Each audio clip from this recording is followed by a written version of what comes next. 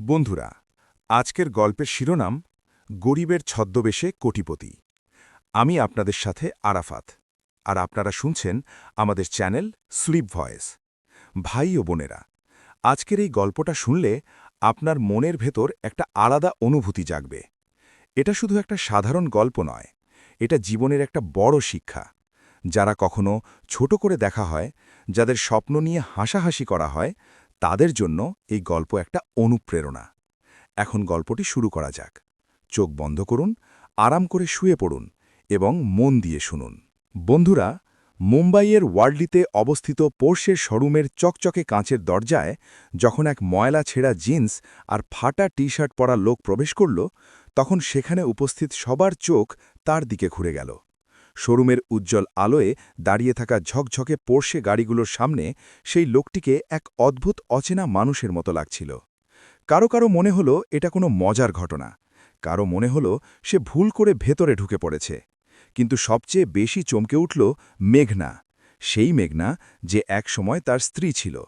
মেঘনা এখন এই পোর্শে শোরুমের সিনিয়র ম্যানেজার ছিল।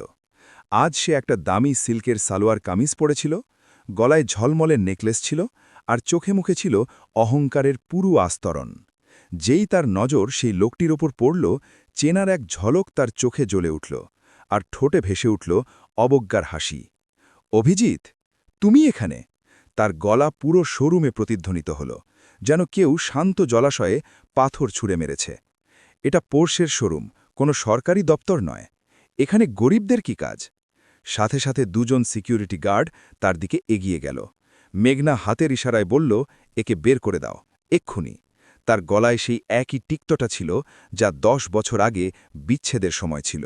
অভিজিৎ মেঘনার চোখের দিকে তাকাল, তারপর সিকিউরিটি গার্ডদের দিকে। বাস হালকা একটা হাসি তার মুখে ফুটে উঠল, যেন ভেতরের কোনো আগুনের ধোঁয়া বাইলে বেরিয়ে এলো। শোরুমে উপস্থিত গ্রাহকদের মাঝে ফিসফাস শুরু হয়ে গেল। আরে এ কে? কেমন পোশাক পরেছে? মনে হচ্ছে কোনো গরিব ভুল জায়গায় ঢুকে পড়েছে। ম্যানেজার ম্যাডাম ঠিকই বলছেন, সে এখানকার যোগ্য নয়। পোর্শেতেও কোনো ভিখারি চলে আসে। কিন্তু অভিজিৎ তখনও সেখানেই শান্ত হয়ে দাঁড়িয়েছিল। তার মুখে একটা শীতল নীরবতা ছিল, যেন সবকিছু শুনছে কিন্তু জবাব দেওয়ার জন্য সঠিক সময়ের অপেক্ষা করছে। তার চোখে কোনো ঘাবড়ানি ছিল না, না কোনো লজ্জা, বরং এক অদ্ভুত আত্মবিশ্বাস ছিল, যা মেঘনাকে ভেতর পর্যন্ত অস্থির করে তুলছিল। মেঘনা আরও রেগে গেল। সে উঁচু গলায় বলল, অভিজিৎ, তুমি এখানে গাড়ি নিতে এসেছ, পর্স কিনতে এসেছ? সে জোরে হেসে উঠল। এখানে দাঁড়ানোরও তোমার যোগ্যতা নেই। তোমার মনে আছে, যখন আমি তোমাকে ছেড়েছিলাম তখনও তোমার কাছে কিছু ছিল না, আর আজও তোমার কাছে কিছু নেই। মেঘনার গলায় 10 বছরের পুরনো রাগ ঝরে পড়ছিল। সে চাইছিল অভিজিৎ লজ্জায় মাথা নত করুক, ক্ষমা চাক আর পালিয়ে যাক। কিন্তু অভিজিতের আচরণ তার প্রত্যাশার একেবারে বিপরীত ছিল। শোরুমের কর্মীরাও এখন থেমে এই নাটক দেখছিল। কিছু লোক মোবাইল বের করে ভিডিও রেকর্ড করা শুরু করে দিয়েছিল। এই দৃশ্যটি ভাইরাল হতে পারত। এক দামি পর্স শোরুমে এক গরিব লোক আর তার প্রাক্তন স্ত্রীর মাঝের নাটক। মেঘনার মুখে এখন খুশির ভাব চলে এসেছিল।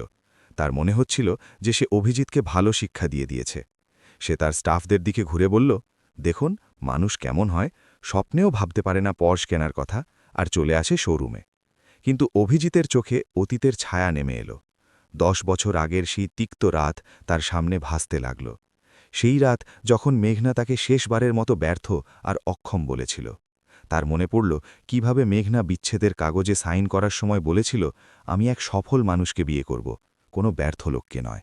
সেই সময় অভিজিতের কাছে শুধু 5,000 টাকা ছিল, একটি ভাড়ার ছোট ঘর ছিল, আর অগণিত স্বপ্ন ছিল, যা কেউ বোঝার মতো ছিল না।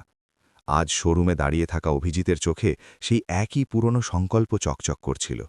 সে জানত যে আজকের দিনটা শুধু গাড়ি কেনার নয়, বরং নিজের সম্মান ফিরিয়ে নেওয়ার দিন। 10 বছর আগে যে ব্যক্তি এখান থেকে গরিব আর অপমানিত হয়ে গিয়েছিল, আজ সেই কোটিপতি হয়ে ফিরে এসেছিল। কিন্তু সে এখনও পর্যন্ত তার আসল পরিচয় প্রকাশ করেনি। সে জানত যে সঠিক সময়ের অপেক্ষা করতে হবে। যেমন একজন দক্ষ দাবারু তার চাল লুকিয়ে রাখে, তেমনি অভিজিৎ তার মাস্টার প্ল্যান লুকিয়ে রেখেছিল। 10 বছর আগের কথা। অভিজিৎ এবং মেঘনার বিয়ের মাত্র 3 বছর হয়েছিল। তারা মুম্বাইয়ের দাদরে একটি ছোট্ট এক কামরার ফ্ল্যাটে থাকত। ভাড়া এতটাই বেশি ছিল যে মাসের শেষে খাবার মতো টাকাও বাঁচত না। ফ্যানও মাঝে মাঝে চলত, কারণ বিদ্যুতের বিল দেওয়া কঠিন ছিল। বৃষ্টির দিনে ছাদ থেকে পানি পড়ত আর তারা বাসন রেখে পানি জমাত। মেঘনা সেই সময় একটি ছোট প্রাইভেট অফিসে রিসেপশনিস্টের কাজ করত। তার বেতন ছিল মাসে 15,000 টাকা। অভিজিৎ কখনো ডেটা এন্ট্রির কাজ করত, কখনো ছোটখাটো প্রজেক্টে কাজ করত। তার আয় ছিল অনিশ্চিত, কখনো 10,000 টাকা পেত, কখনো মাত্র 5,000 টাকা। মেঘনার স্বপ্ন বড় ছিল, আর তার চাহিদাও। তার চমৎকার গাড়ি চাই, ব্র্যান্ডেড পোশাক চাই, বড় ঘর চাই, আর সমাজে মর্যাদা চাই। কিন্তু অভিজিতের কাছে ছিল শুধু তার সংগ্রাম, অগণিত স্বপ্ন আর একটা মন যা হার মানতে জানত না। অভিজিৎ, আমি তোমার উপর বিরক্ত হয়ে গেছি। মেঘনা প্রায়ই চিৎকার করত, তোমার এই দারিদ্র্য আমাকে মেরে ফেলছে। আমার বান্ধবীদের কাছে গাড়ি আছে, তাদের স্বামীরা বড় ব্যবসা করে। রিয়ার স্বামীর নিজের অফিস আছে, সুমনের স্বামী আইটি কোম্পানি চালায়। আর তুমি তো প্রতিদিন ছোটখাটো কাজ করতে করতে নিজের জীবন নষ্ট করছো। অভিজিৎ চুপচাপ শুনতে থাকত। সে জানত যে মেঘনার কথার মধ্যে কোথাও না কোথাও সত্যতা আছে। তাদের অবস্থা সত্যিই শোচনীয় ছিল। কিন্তু সে এটাও জানত যে পরিস্থিতি সবসময় একরকম থাকে না। তার মনে একটা আগুন ছিল, সফল হওয়ার, বড় মানুষ হওয়ার, নিজের স্ত্রীকে খুশি রাখার। অনেক রাত সে ছাদে বসে আকাশের দিকে তাকিয়ে ভাবত, সত্যিই কি আমি ব্যর্থ? আমার স্ত্রী কি ঠিক বলছে? আমি কি কখনো বড় মানুষ হতে পারবো না? কিন্তু পরের দিন সকালে আবার নতুন উদ্যম নিয়ে উঠত আর কাজের খোঁজে বেরিয়ে পড়ত। ধীরে ধীরে অভিজিৎ বুঝতে শুরু করল যে শুধু মজুরি করে বা ছোটখাটো কাজ করে জীবন বদলাবে না। তাকে ভিন্ন কিছু করতে হবে, বড় কিছু। এই সময়ে অভিজিতের সাথে তার কলেজের এক পুরনো বন্ধু অমিতের দেখা হলো। অমিত এখন ক্রিপ্টোকারেন্সি ট্রেডিং করত। সে সবসময় বড় বড় চার্ট, গ্রাফ, বিটকয়েন, ইথেরিয়ামের কথা বলত। এইসব শব্দ অভিজিতের কাছে কোনো অচেনা ভাষার মতো মনে হতো। কিন্তু যখন অমিত জানালো যে ক্রিপ্টো মার্কেট থেকে মাসের মধ্যে লাখ লাখ টাকা আয় করা যায়, তখন অভিজিতের মনে একটা নতুন স্বপ্ন জাগল। দোস্ত, অভিজিৎ অমিত বুঝিয়েছিল টাকা শুধু পরিশ্রমে তৈরি হয় না, টাকা বুদ্ধিমত্তায় তৈরি হয়। তোর ক্রিপ্টো মার্কেট শেখা উচিত। এখানে যদি সঠিক সময়ে সঠিক বিনিয়োগ করা যায়, তবে গরিব থেকে ধনী হতে বেশি সময় লাগে না। সেদিনের পর অভিজিতের জীবনে এক নতুন মোড় আসে। সে রাতে ইন্টারনেট ক্যাফেতে বসে ক্রিপ্টো মার্কেট সম্পর্কে আর্টিকেল পড়ত, ইউটিউবে একটার পর একটা ভিডিও দেখত, ফ্রি ওয়েবিনারে অংশ নিত। সে ধীরে ধীরে বুঝতে পারল যে টাকা কেবল পরিশ্রমে নয়, বুদ্ধিমত্তাতেও তৈরি হয়। কিন্তু এই সফর সহজ ছিল না। ক্রিপ্টো মার্কেট একটি জটিল খেলা ছিল, যেখানে একটি ভুল সিদ্ধান্ত সবকিছু শেষ করে দিতে পারত। অভিজিৎ কয়েক মাস ধরে ডেমো ট্রেডিং করল। কাল্পনিক টাকা দিয়ে ট্রেডিং করত, লাভ ক্ষতি দেখত আর শিখতে থাকত। যখন মেঘনা জানতে পারল যে অভিজিৎ ক্রিপ্টো মার্কেট শিখছে, তখন সে হাসতে হাসতে গড়িয়ে পড়ল। তুমি ক্রিপ্টো মার্কেট? অভিজিৎ, তুমি তো কম্পিউটার ঠিকমতো চালাতেও পারো না, আর তুমি কোটিপতি হওয়ার স্বপ্ন দেখছ? এই সব বড়লোকদের খেলা, আমাদের সাধ্যের বাইরে। মেঘনার হাসি আর তার বিদ্রূপ অভিজিতের বুকে বিঁধত, কিন্তু সে হার মানার পাত্র ছিল না। সে প্রতিজ্ঞা করেছিল যে যাই হয়ে যাক না কেন, সে সফল হয়ে দেখাবে। দিন কাটতে লাগল আর মেঘনার বিরক্তিও বাড়তে লাগল। সে প্রতিদিন ঝগড়া করতে শুরু করল। আমি আর বাঁচতে পারব না এই দারিদ্র্যে। আমার বান্ধবীরা শপিংয়ে যায়, রেস্টুরেন্টে খাবার খায়, ছুটিতে যায়, আর আমি এখানে এই ভাঙাচোরা ঘরে বসে নিজের জীবন নষ্ট করছি। অবশেষে একদিন মেঘনার ধৈর্য ভেঙে গেল। সে পরিষ্কার বলে দিল, আমার বিচ্ছেদ চাই অভিজিৎ। আমি আমার জীবন এই দারিদ্র্যে আর কাটাতে চাই না। আমি এক সফল মানুষকে বিয়ে করব, কোনো ব্যর্থ লোককে নয়। সেই রাতে অভিজিৎ চরমভাবে ভেঙে পড়েছিল, কিন্তু সে মেঘনাকে বাধা দিল না। সে চুপচাপ বিচ্ছেদের কাগজে সাইন করে দিল। তার মনে হলো যেন তার জগৎ ভেঙে চুরমার হয়ে গেছে। সে জানত যে মেঘনাই ছিল তার অনুপ্রেরণা, তার স্বপ্ন, কিন্তু এখন সেই স্বপ্ন হারিয়ে গেছে। সে রাতে ছাদে বসে অভিজিৎ আকাশের দিকে তাকিয়ে নিজেকে কথা দিল, আমি ফিরে আসব। আজ তুমি আমাকে গরিব ভেবে ছেড়ে দিলে মেঘনা, কিন্তু একদিন এই জগতই দেখবে যে গরিব ভাবা সেই অভিজিৎ কতটা উঁচুতে উঠতে পারে। বিচ্ছেদের পর অভিজিৎ তার জীবন পুরোপুরি বদলে ফেলল। এখন তার হারানোর মতো আর কিছু ছিল না। মেঘনা চলে গিয়েছিল, সামাজিক মর্যাদাও আগে থেকেই ছিল না, আর টাকা তো এমনিতেও ছিল না। কিন্তু এখন তার কাছে ছিল একটা জ্বলন্ত সংকল্প, সফল হওয়ার, বড় মানুষ হওয়ার, আর নিজের সম্মান ফিরিয়ে নেওয়ার। দিনই অভিজিৎ ছোটখাটো কাজ করতে থাকল, কখনো ডাটা এন্ট্রি, কখনো কল সেন্টারে কাজ, কখনো দোকানে কাজ। কিন্তু রাত হলেই সে তার আসল কাজ শুরু করত, ক্রিপ্টো মার্কেট নিয়ে পড়ালেখা। সে জানত যে এটাই একমাত্র পথ যা তাকে দারিদ্র থেকে বের করতে পারে। প্রথম বছর অভিজিৎ শুধু শেখার দিকে মন দিল। সে ডজন খানেক বই পড়ল, শত শত ভিডিও দেখল আর হাজার হাজার চার্ট বিশ্লেষণ করল। সে বুঝতে পারল যে ক্রিপ্টো মার্কেট শুধু ভাগ্যের খেলা নয়, বরং একটি বিজ্ঞান যা বোঝা সম্ভব। দ্বিতীয় বছর অভিজিৎ তার প্রথম রিয়েল ট্রেডিং শুরু করল। তার কাছে মাত্র 10,000 টাকা ছিল, যা সে অনেক কষ্টে বন্ধুদের কাছ থেকে ধার করে জমিয়েছিল। প্রথম মাসেই তার 3,000 টাকার ক্ষতি হয়ে গেল।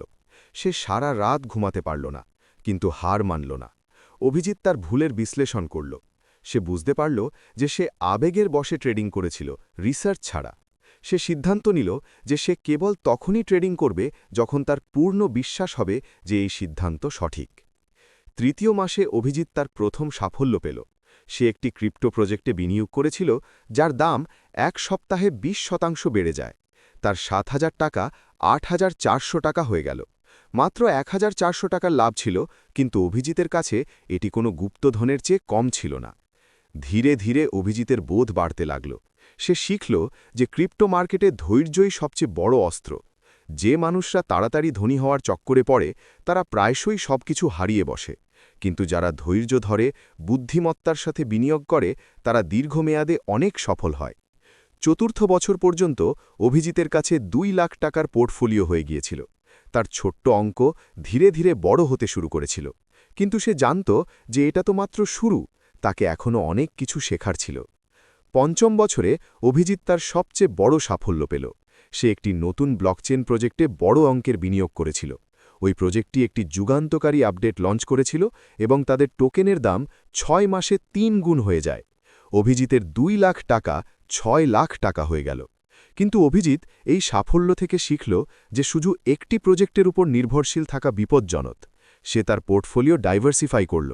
সে ভিন্ন ভিন্ন খাতের ডিজিটাল অ্যাসেটে বিনিয়োগ করল: বিটকয়েন, অল্টকয়েন, ডিফাই, এনএফটি।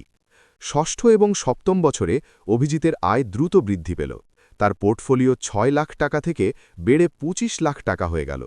এখন সে কেবল ক্রিপ্টো মার্কেট থেকে প্রতি মাসে এত টাকা আয় করছিল, যা কখনো সারা বছরেও করত না। অষ্টম বছরে অভিজিৎ তার প্রথম বড় বিনিয়োগ করল। সে একটি আসন্ন টোকেন লঞ্চে বড় অঙ্কের বিনিয়োগ করল। এটি একটি বড় ঝুঁকি ছিল, কিন্তু অভিজিতের রিসার্চ জানিয়েছিল যে এই প্রজেক্টটি অনেক সফল হবে। আর সত্যি, লঞ্চের দিনই 80% প্রিমিয়ামে উঠল। অভিজিতের 25 লাখ টাকা একদিনে 45 লাখ টাকা হয়ে গেল। নবম বছর পর্যন্ত অভিজিতের পোর্টফোলিও 1 কোটি টাকা পার করে গিয়েছিল। সে এখন একজন কোটিপতি ছিল, কিন্তু কেউ তা জানত না। সে তার রহস্য খুব সাবধানে লুকিয়ে রেখেছিল। না কোনো আত্মীয়কে জানিয়েছিল, না পুরনো বন্ধুদের। এমনকি মেঘনাকেও কখনো জানায়নি যে তার জীবন পুরোপুরি বদলে গেছে। দশম বছরে অভিজিতের কাছে 5 কোটি টাকারও বেশি সম্পদ হয়ে গিয়েছিল। তার নিজস্ব ট্রেডিং প্ল্যাটফর্ম ছিল, 2টি ছোট ব্লকচেন স্টার্টআপে তার অংশীদারত্ব ছিল, আর মুম্বাইতে তার 2টি ফ্ল্যাট ছিল। কিন্তু তারপরেও সে সেই পুরনো পোশাক পরত, সেই ছোট ভাড়ার ঘরতেই তার ঠিকানা ছিল। অভিজিৎ জানত যে তাকে একদিন সেই জায়গায় ফিরে যেতে হবে যেখান থেকে মেঘনা তাকে গরিব ভেবে বিচ্ছেদ দিয়ে তাড়িয়েছিল। আজ শোরুমের ভেতরে দাঁড়িয়ে থাকা অভিজিতের চোখে সেই একই পুরনো সংকল্প চকচক করছিল। সে জানত যে আজকের দিনটা শুধু গাড়ি কেনার নয়, বরং নিজের সম্মান ফিরিয়ে আনার দিন। পোষ শোরুমের ভেতরে উত্তেজনার পরিবেশ ছিল। মেঘনা এখনও রাগে দাঁড়িয়েছিল। তার এখনও বিশ্বাস হচ্ছিল না যে অভিজিৎ সত্যিই এখানে কিছু কিনতে এসেছে। সে ভাবতেও পারেনি যে 10 বছর আগে যাকে সে কাঙাল বলে ছেড়ে দিয়েছিল, সেই লোকটাই এখন কোটি টাকার মালিক হয়ে গেছে।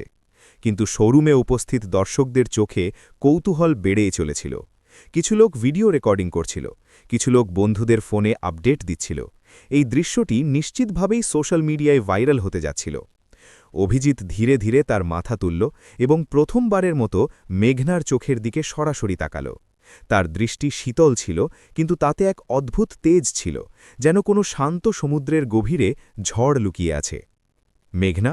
অভিজিতের গলা শান্ত ছিল, কিন্তু তাতে এক অদ্ভুত দৃঢ়তা ছিল। তোমার কি মনে হয় আমি এখানে বশীকতা করতে এসেছি? মেঘনা অট্টহাসি হেসে উঠল। তার হাসি পুরো শোরুমে প্রতিধ্বনিত হল। হ্যাঁ অভিজিৎ, আর কি? তোমার কাছে তো ভাড়ার ঘর পর্যন্ত ছিল না, আর আজ তুমি কোটি টাকার পোর্শ কিনতে এসেছ। এই স্বপ্ন দেখা ছেড়ে দাও, পুরো দুনিয়া হাসছে তোমার উপর। মেঘনার হাসিতে সেই একই পুরনো অহংকার ছিল। সে চাইছিল অভিজিৎ লজ্জায় মিশে যাক আর পালিয়ে যাক, কিন্তু অভিজিতের পরবর্তী পদক্ষেপ তার সমস্ত প্রত্যাশাকে ধুলোয় মিশিয়ে দেওয়ার মতো ছিল। অভিজিৎ শান্তভাবে তার পকেট থেকে একটি দামি লেদার ওয়ালেট বের করল। মেঘনা দেখে তো অবাক হয়ে গেল। এটা সেই পুরনো ছেঁড়াফাটা ওয়ালেট ছিল না যা 10 বছর আগে অভিজিতের কাছে ছিল। এটি একটি দামি ব্র্যান্ডেড ওয়ালেট ছিল। ওয়ালেট থেকে অভিজিৎ একটি চেকবুক বের করল। শোরুমে ফিসফিস তীব্র হল। কেউ তার মোবাইল আরও কাছে নিয়ে গিয়ে ভিডিও রেকর্ডিং শুরু করে দিল। মেঘনার হাসি আরও তীব্র হল। দেখো সবাই, এটা সেই চেকবুক যা দিয়ে আগে ঘরের ভাড়াও মুশকিল করে বেরোত, আর আজ এই চেকবুক নিয়েই এসেছে পোর্শ কিনতে। এটা কতটা হাস্যকর! কিন্তু অভিজিৎ কারও দিকে মনোযোগ দিল না। সে শান্তভাবে পাশের একটি টেবিলে চেকবুক রাখল এবং একটি পাতা খুলল। তার আঙুলগুলো একদম স্থির ছিল, যেন তার সম্পূর্ণ ভরসা ছিল যে এখন সময় তার পক্ষে। একজন সেলসম্যান কৌতূহলবশত কাছে এলো এবং ঝুঁকে চেকে লেখা টাকার অঙ্ক পড়তে লাগল। পরের মুহূর্তেই তার মুখের রং উড়ে গেল, তার চোখ বড় হয়ে গেল, যেন সে কোনো ভূত দেখেছে। সেলসম্যান কাঁপা কাঁপা গলায় বলল, ম্যাডাম ম্যাডাম এই চেকে তো কোটি টাকার অঙ্ক লেখা আছে। মেঘলার মনে হলো সে ভুল শুনেছে। কি বলছো তুমি, কত কোটি? সে তোতলাতে তোতলাতে বলল। সেলসম্যান ভীষণ ঘাবড়ে গিয়ে বলল, ম্যাডাম এখানে ১৫ কোটি টাকা লেখা আছে। এটা শুনতেই পুরো শোরুমে নিস্তব্ধতা নেমে এলো। যে মানুষগুলো এতক্ষণ হাসছিল সবার হাসি থেমে গেল। সবার নজর সরাসরি অভিজিতের ওপর নিবদ্ধ হল। বাতাসে এক অদ্ভুত উত্তেজনা ছিল, যেন কোনো বিস্ফোরণ হতে চলেছে। মেঘনার মুখ ফ্যাকাশে হয়ে গেল, তার শ্বাস-প্রশ্বাস দ্রুত হয়ে গেল। এটা হতে পারে না, সে বিড়বিড় করে বলল। অভিজিৎ গভীর শ্বাস নিল এবং নিজের গলাকে আরও শান্ত করে বলল, আজ আমি একটা গাড়ি নয়, পুরো শোরুম কিনতে এসেছি। এই কথা শুনতেই মেঘনা যেন পাথরের মূর্তি হয়ে গেল। তার শ্বাস থেমে গেল, ঠোঁট কাঁপতে লাগল।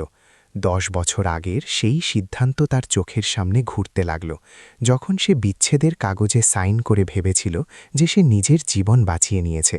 কিন্তু আজ সেই লোকটাই তার সামনে কোটিপতি হয়ে দাঁড়িয়েছিল। শোরুমে উপস্থিত গ্রাহকরা এবার ফিসফিস করতে লাগল, এ তো সেই লোক যাকে এতক্ষণ গরিব বলা হচ্ছিল। ম্যানেজার ম্যাডাম কত বড় ভুল করেছেন। জীবন সত্যিই পাল্টে যায়। কাউকে ছোট করে দেখা উচিত নয়। ভাগ্য যে কারোর বদলাতে পারে। মেঘনা ঘাবড়ে গিয়ে বলল, এসব মিথ্যা, আমি মানি না, এটা কোনো নকল চেক হবে। অভিজিৎ হালকা হাসির সাথে তার ব্রিফকেস থেকে কিছু নথিপত্র বের করল এবং কাছে দাঁড়িয়ে থাকা লোকটিকে ইশারা করল। সেই লোকটি এগিয়ে এলো। এ অভিজিতের পার্সোনাল অ্যাকাউন্ট্যান্ট রাহুল ছিল। রাহুল ফাইলটি এগিয়ে দিয়ে বলল, ম্যাডাম এখানে সব নথিপত্র আছে, bank statement, income tax return এবং প্রপার্টি ডকুমেন্টস। মিস্টার অভিজিতের কাছে 50 কোটি টাকারও বেশি নেটওয়ার্থ আছে। যদি আপনি ডিল ফাইনাল করতে চান তবে সব নথিপত্র তৈরি আছে। মেঘনার পায়ের তলা থেকে মাটি সরে গেল, তার গলা শুকিয়ে গেল। এখন সে বুঝতে পেরেছিল যে সে অভিজিৎকে চিনতে পারেনি। সেই অভিজিতই ছিল, কিন্তু এখন আর আগের মতো ছিল না। সে কোটিপতি ছিল, একজন সফল উদ্যোক্তা ছিল। তার চোখে অনুশোচনার বন্যা উথলে উঠল। সে ধীর গলায় বলল, অভিজিৎ তুমি সত্যি? অভিজিৎ তাকে থামিয়ে দিল। তার গলা এখনও খুব শীতল ছিল। মেঘনা, রসিকতা সেই দিন হয়েছিল যখন তুমি আমাকে গরিব ভেবে ছেড়ে দিয়েছিলে। রসিকতা সেই দিন হয়েছিল যখন আমি তোমার জন্য সবকিছু সহ্য করেছিলাম আর তুমি আমাকে দুনিয়ার সামনে ছোট করেছিলে। কিন্তু আজ রসিকতা শেষ হয়ে গেছে। শোরুমের প্রত্যেক ব্যক্তি শ্বাস আটকে এই নাটক দেখছিল, যেন তাদের সামনে কোনো সিনেমা চলছে। এটি কেবল এক ব্যক্তিগত দ্বন্দ্ব ছিল না, বরং একটা শিক্ষা ছিল যে জীবন কিভাবে পাল্টে যেতে পারে। মেঘনার চোখ থেকে জল চলে আসতে নিচ্ছিল, কিন্তু সে তা আটকে নিল। তার অহংকার এখনও তাকে মাথা নত করতে দিচ্ছিল না, কিন্তু ভেতর থেকে সে পুরোপুরি ভেঙে পড়েছিল। সে বুঝতে পেরেছিল যে সে জীবনের সবচেয়ে বড় ভুল করেছে। অভিজিৎ শোরুম ম্যানেজারকে ডাকল। ম্যানেজার সাহেব, দয়া করে ডিলের কার্যক্রম শুরু করুন। শোরুম ম্যানেজার, যে এতক্ষণ এইসব দেখে অবাক হচ্ছিল, সাথে সাথে এগিয়ে এলো। স্যার, খুব সরি স্যার, আমরা জানতাম না যে আপনি এত বড় ব্যবসায়ী। আসুন স্যার, ভিআইপি রুমে গিয়ে ডিল ফাইনাল করি। কিন্তু অভিজিৎ হাত তুলে তাকে থামালো। না, আমি এখানেই ডিল ফাইনাল করব, সবার সামনে।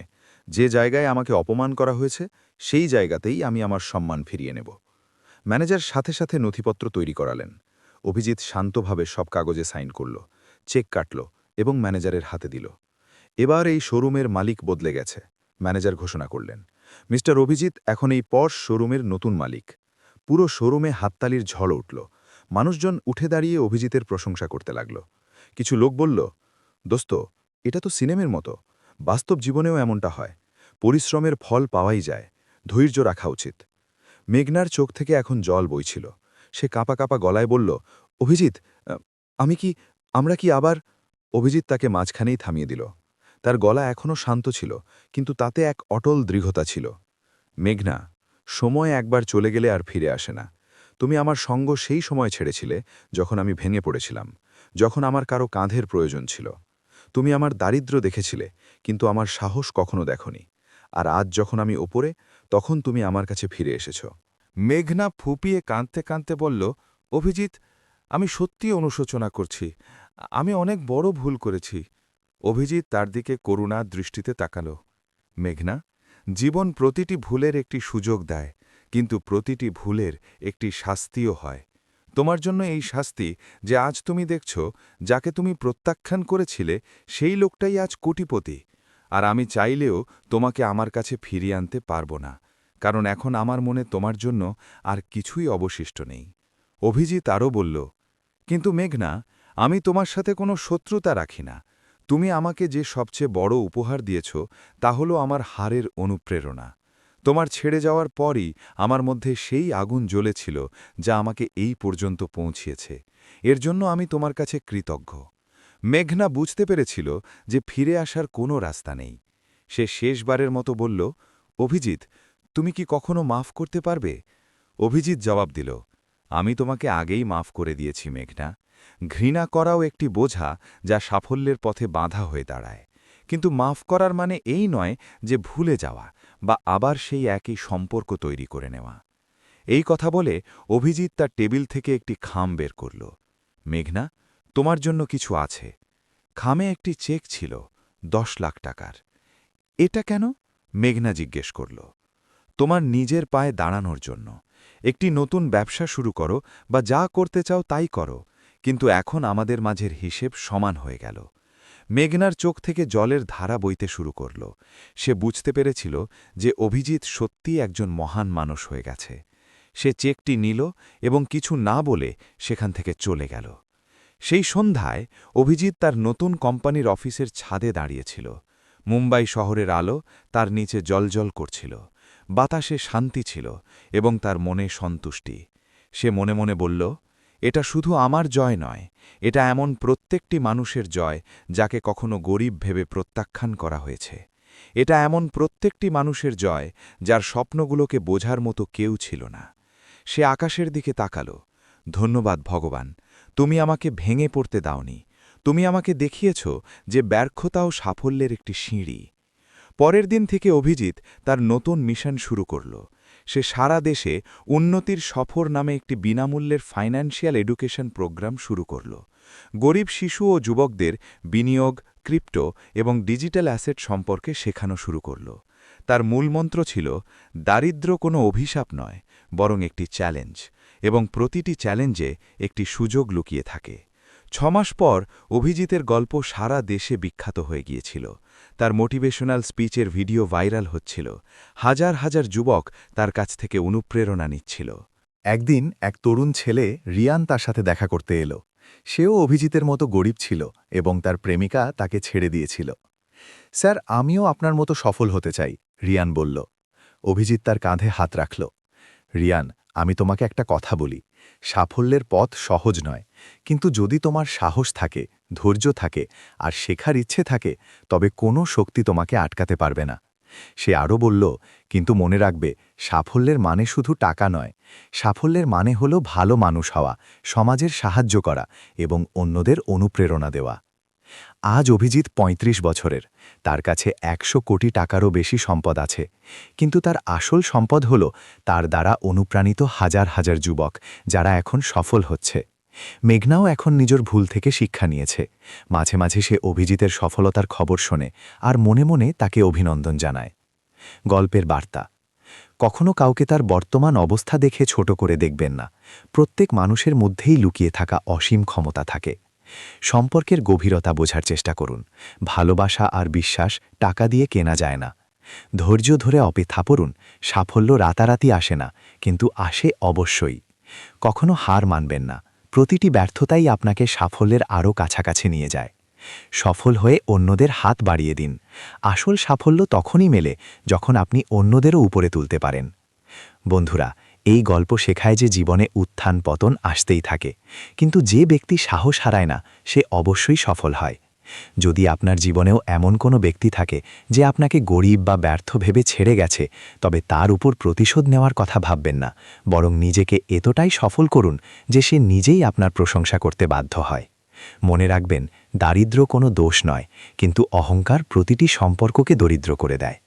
যদি এই গল্পটি আপনার হৃদয়ে ছুঁয়ে থাকে, তবে নিজের মতামত অবশ্যই শেয়ার করুন। আর হ্যাঁ, কখনো কারো স্বপ্ন নিয়ে রসিকতা করবেন না, কারণ আজকের স্বপ্ন দেখা মানুষটি কালকের সফল ব্যক্তি হতে পারে। বন্ধুরা, আজকের গল্পটি আপনাদের হৃদয়ে কেমন অনুভূতি জাগালো কমেন্টে অবশ্যই জানাবেন। যদি গল্পটি ভালো লেগে থাকে, তাহলে আমাদের চ্যানেল স্লিপ ভয়েসকে সাবস্ক্রাইব করে পাশে থাকুন। নতুন নতুন অনুপ্রেরণামূলক গল্প পেতে বেল আইকনটিও প্রেস করে রাখবেন। আবার দেখা হবে খুব শীঘ্রই আরও একটি সুন্দর গল্প নিয়ে। ভালো থাকুন, স্বপ্ন দেখুন, আর সেই স্বপ্নকে বাস্তবে পরিণত করুন।